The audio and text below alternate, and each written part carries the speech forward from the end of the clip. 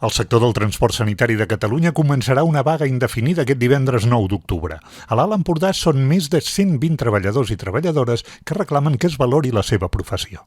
Que havien patit una retallada amb unes promeses d'augment salarial per part de l'administració, tant CatSalut com SEM, i que aquest mes de setembre se'ns va notificar que hi havia un tant per cent d'aquesta pujada que no se'ns abonaria, i al contrari se'ns restaria del que ens havien pagat.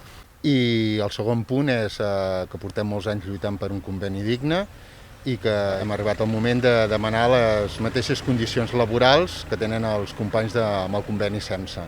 Nosaltres som treballadors que treballem per a empreses adjudicatàries, que treballem pel SEM indirectament i per CatSalut, però no veiem que el nostre conveni ni les nostres condicions laborals siguin les mateixes que hauríem de tenir com a treballadors del transport sanitari.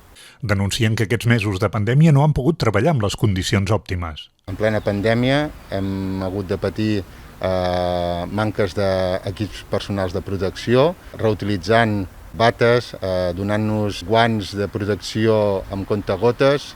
A tot Catalunya hem patit el mateix, estem a primera línia. La vaga de divendres mantindrà els serveis d'urgències.